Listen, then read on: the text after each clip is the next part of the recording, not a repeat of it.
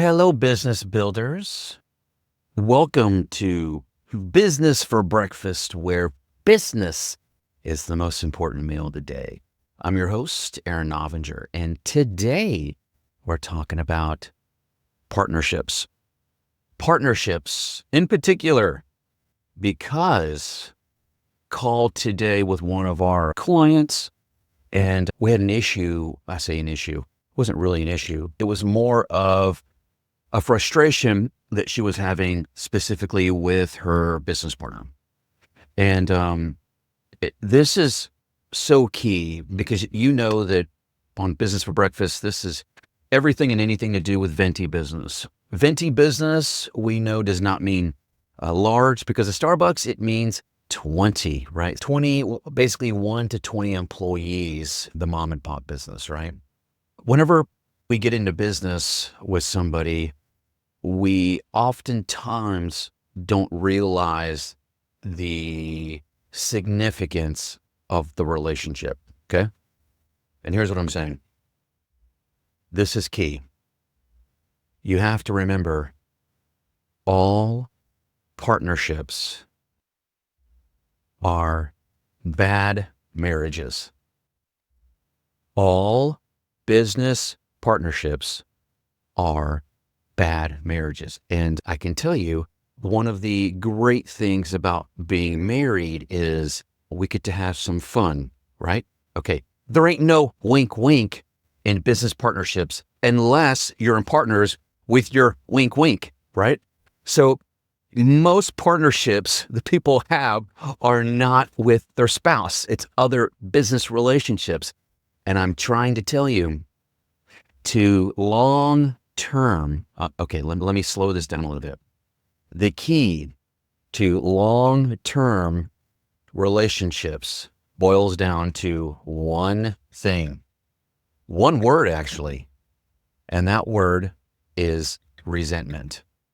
The key to making sure that you're able to keep and maintain your long-term partnerships, whether business or marriage, the key to maintaining these relationships is resentment, meaning managing and monitoring the resentment that you have in the relationship. It's difficult for you to also manage the resentment from the other party, but more importantly, making sure that you individually don't have that resentment. Because when you pick a business partner that is somebody that you are not equally yoked with, resentment starts building quickly, okay? And the client I was talking to earlier started the business. She owns a barbershop. She said she's been dealing with some frustrations because her partner is more like an employee who needs to be told what to do, but yet expects to be treated and get the earnings as a partner.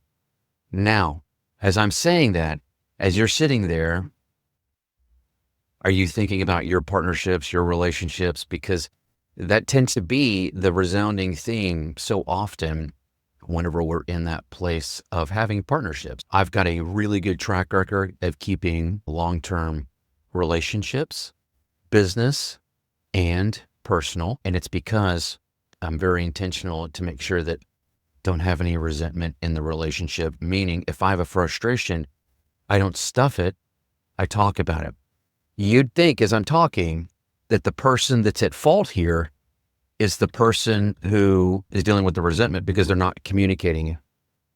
There's a reason why the one dealing with the resentment is not communicating to the other party why they're frustrated.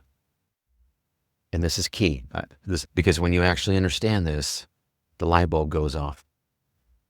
It's very difficult to be transparent and be honest and share your feelings because that requires vulnerability.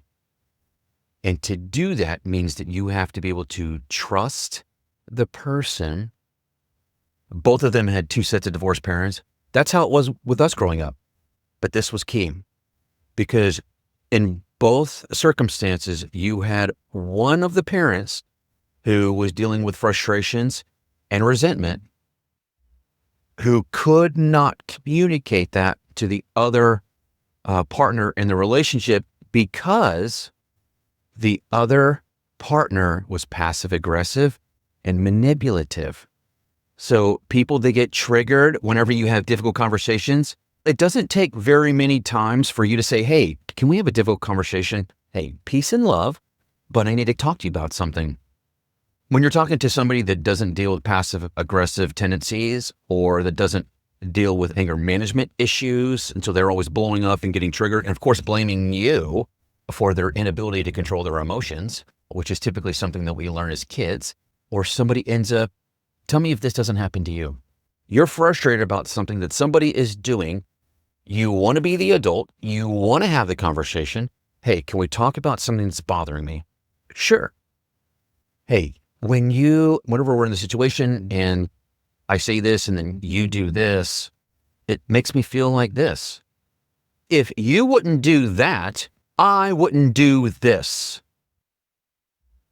It's the rubber band effect, right? They're a racquetball. Everything bounces off them.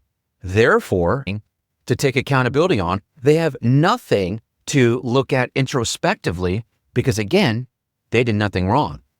That person is very difficult to have a peace and love conversation with because they're not going to listen to it. They're going to figure out a way to get mad at you for something that you did that got them triggered because you went to them in a vulnerable place to have a difficult conversation about something that they need. Maybe they're not realizing they're doing that's causing this adverse reaction in the relationship. Now you get it. That's why it's so imperative that when you are in partnerships, business and marriage, that you individually are very in tune where you're able to communicate. If something's giving you a little frustration, you can have what we call talkuments. Talkuments. Can we just talk about something? Sure.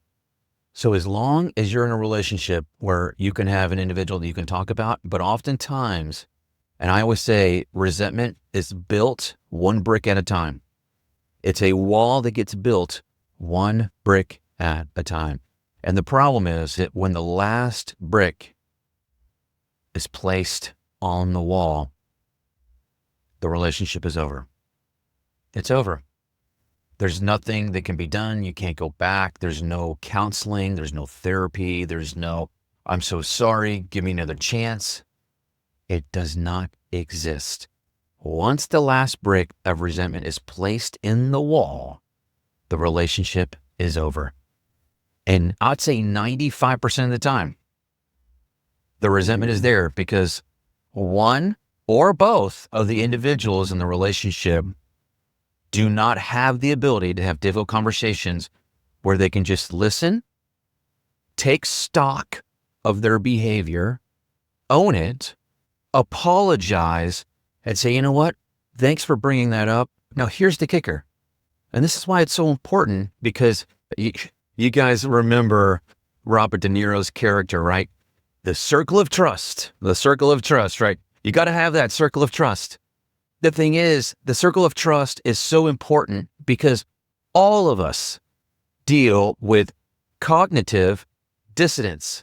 And that means that when it's happening to you, you're the only one that can't see it. You're the only one. Everybody else on the planet can see that you're falling for this, whatever it is, and yet it's blind to you. That is why it is so flipping important that you have a strong circle of trust. And if you saw my phone, I have my contacts that I go to often, and that's what it is. It's my circle of trust.